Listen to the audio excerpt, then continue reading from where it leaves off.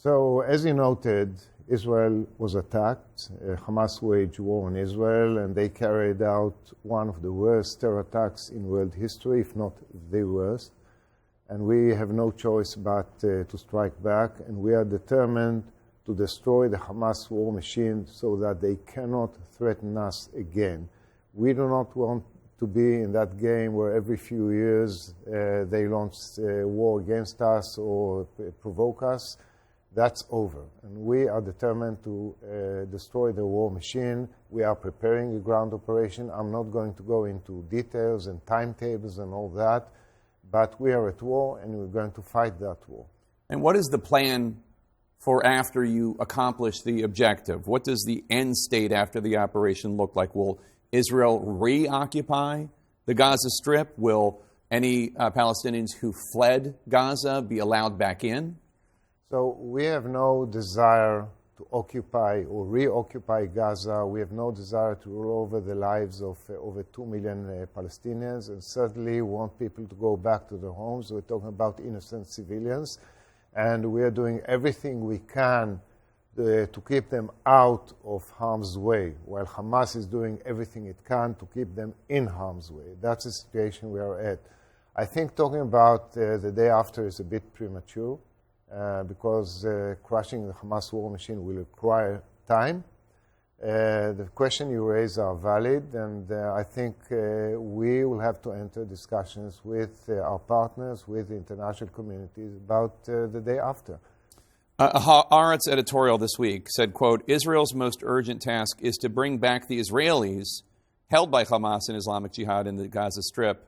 And they point out that your finance minister, Bezalel Smotrich, reportedly argued in a cabinet meeting for Israel to, quote, strike Hamas brutally and not take the issue of the captives into account too much.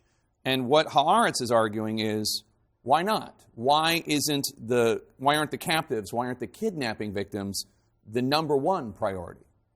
Well, certainly the issue of the kidnapped Israelis and others is very much is high on our agenda. We're well aware of that. We're still in the process of forming a picture, understanding how many people are there, what is their condition, what is their identity. And certainly this is a consideration. I don't want to comment about statements by this or that politician. All we say is that Hamas perpetrated a war crime and crime against humanity in taking hostages, and that we hold them accountable to any harm that comes to any of the hostages. Hamas is claiming that Israeli airstrikes have killed at least 13 of the hostages in Gaza. Do you have any idea if that's true? I don't know. I would be very careful about what they say. There's a lot of misinformation and propaganda there. So I would be very careful and I would take what they say with a grain of salt. You said a week ago it was premature to discuss any deals for exchanging hostages. Has that changed? Is there any discussion about any prisoner swaps, hostage swaps? We're not at that phase, and as I said, we're in the middle of war, and we still have to know how many hostages there are and what is their condition. So you obviously distinguish between Hamas and the 2.3 million Palestinians, many of whom are prisoners of Hamas in Gaza. Israel has warned the 1.1 million in northern Gaza to evacuate. And the U.S. officials, the U.S. has even said that's a tall order. The UN has said it's impossible to get them all out. What's the latest on these humanitarian quarters and letting the innocent victims of Hamas in many ways get out? So I'm glad you asked the question. Our enemy is Hamas. It's not the Palestinian people. It's not the innocent civilians. But many of them are dying because of Israeli bombardment. They are used by Hamas as human shields. That's why we call on them to leave their homes, because as we intensify the war against Hamas and Hamas war machine, we don't want to harm any civilians. And we ask them to move to the south of Gaza. Hamas, in contrast, is asking them to stay, is forcing them to stay. Right, they're setting up blockades. Yeah. They are confiscating car keys and so on. We see all that. They want to use them as human shields. Already 700,000 people left their homes, And we are in the process of establishing a humanitarian zone, a big humanitarian zone in the southern part of Gaza.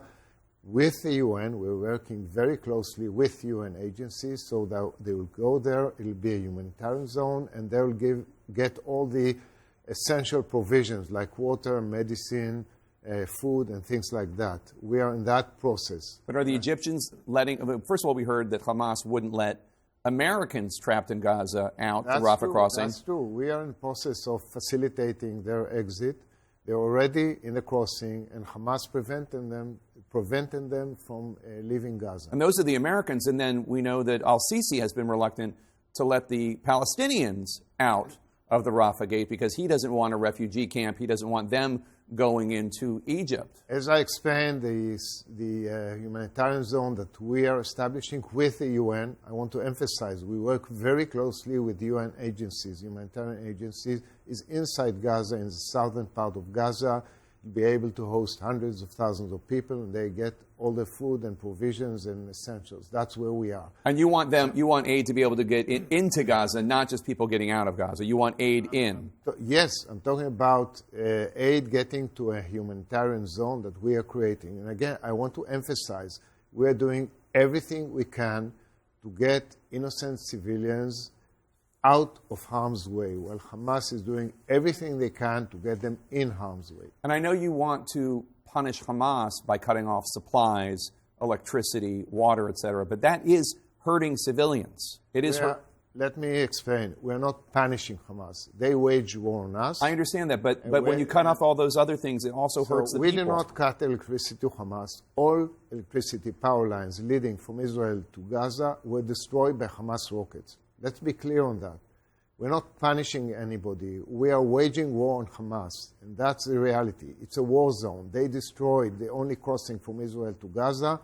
They destroyed all the electricity lines. They destroyed the water line from Israel to Gaza. That's the situation. We are operating under international law, and any essentials that the Palestinian population needs will facilitate. That's why we're establishing this safe zone. All right. Ambassador Herzog, thank you so much for being with us, and I am praying for peace. So are we. Thank you very much.